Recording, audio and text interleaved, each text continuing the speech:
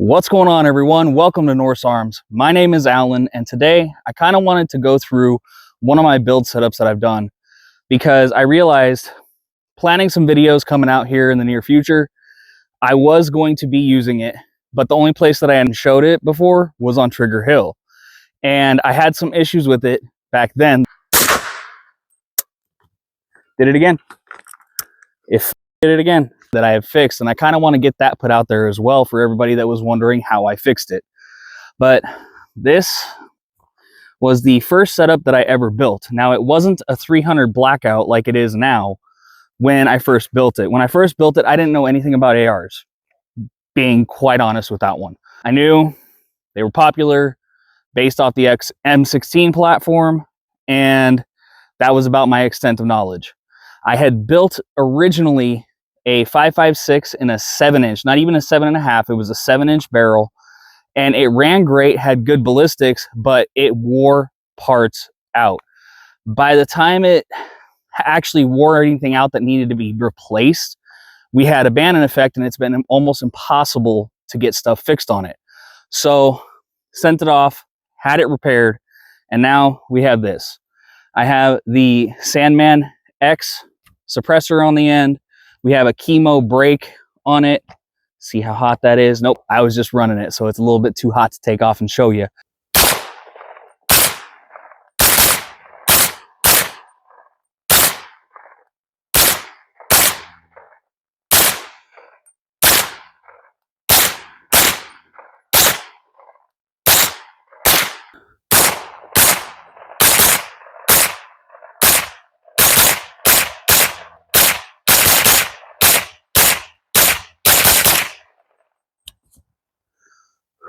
11.5 adjustable gas block from Aero Precision, ballistic advantage barrel.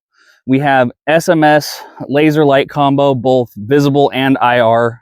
It is a cheaper setup, and I do want to get more expensive eventually, but it's a good placeholder and it works and it does its job for now. We have the primary arms micro prism here. It's a 1X, nice little setup on that. We have the Sons of Liberty Gunworks trigger pack in this thing, as well as a DFCO reduced angle grip. I absolutely love this thing. I wish it was a little bit longer for my hand, but overall it's got a good feel to it. Full arrow upper. The bottom is just a Poverty Pony lower. We can't get any new lowers here, so I had to stick with the one that I bought back then. And B5 brace. Now, you might think, well, why are you keeping it in a pistol format? Well, besides the fact that NFA sucks, we all know that. If I was to throw this in my rig in the case and carry it, that is actually illegal in Washington. I did a video about that here recently. Go ahead and check that one out. I'll put a screenshot here of that video, and hopefully it will link up at the end of this video. But I had some issues at first. Tuned it out without the suppressor, got the suppressor, turned down the gas block so I wasn't getting gas spraying back in my face consistently, and it runs really smooth, cycles great, both suppressed and unsuppressed. But when I first got this thing thrown together and got the suppressor put on it, it would not pick up the last round in the mag. We were trying to figure out what the problem was. Couldn't figure it out for crap. I'll throw a clip up here of kind of what it was doing if it'll show it.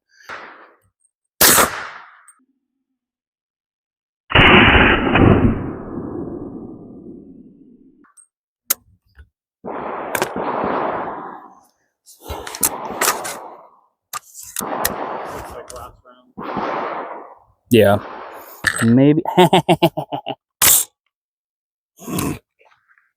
Yeah, that just happened. Call me PewView, man. It's a trick shot right there. It would go through the entire mag all the way to the end, and it didn't matter if it was supers, subs, or anything. If it had the suppressor on it, it would not cycle. And if you're having this problem, one thing that you might want to look into, heavier buffer weight. I ended up putting an H2 buffer weight in this thing, and that fixed the problem entirely.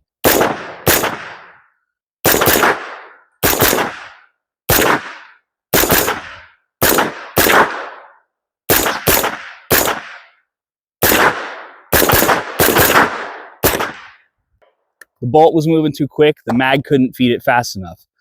So switched out the buffer and it runs flawlessly now.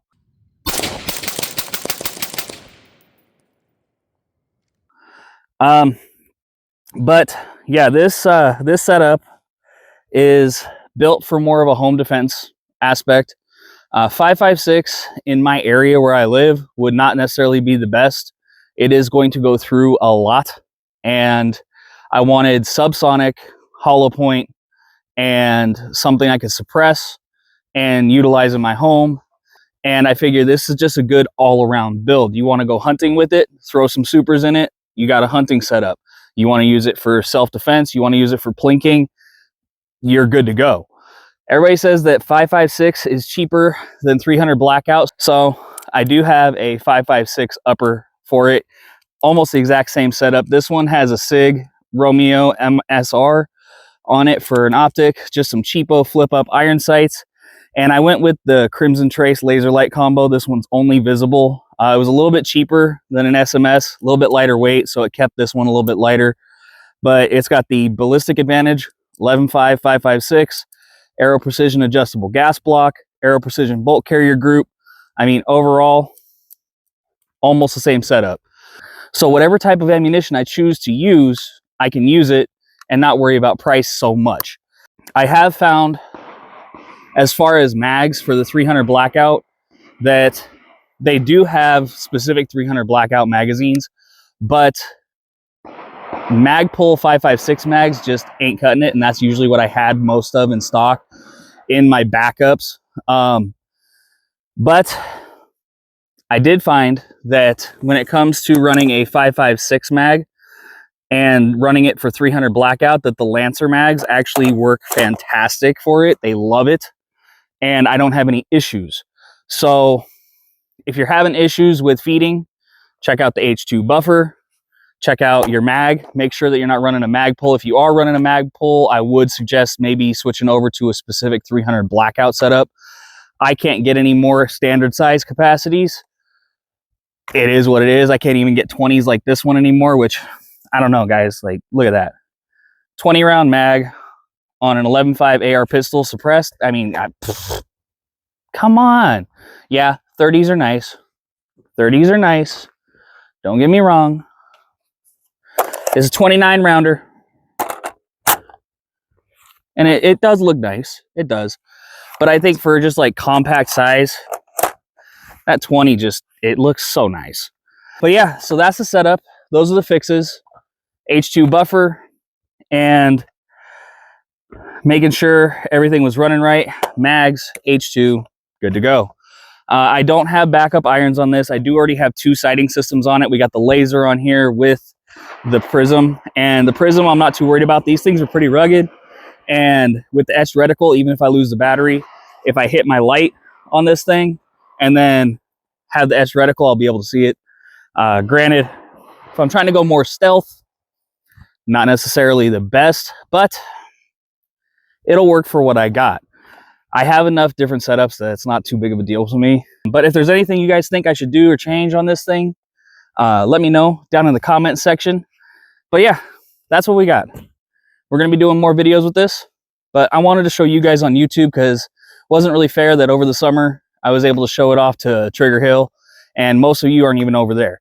So head on over to TriggerHill, follow both my pages over there. I have a personal page myself, and I have a channel page over there as well. Going to be doing some of the stuff that YouTube doesn't necessarily like. That's not even that big of a deal. It's going to be more of like maintenance, cleaning, repair, replace kind of stuff that YouTube won't let us show on here, even though it's a safety aspect. But guys, that's all I got for you today. Head on over, check out all the other socials. All of that will be linked down in the description box. I appreciate you. Stay safe, stay savage, and I'll catch you guys on the next one.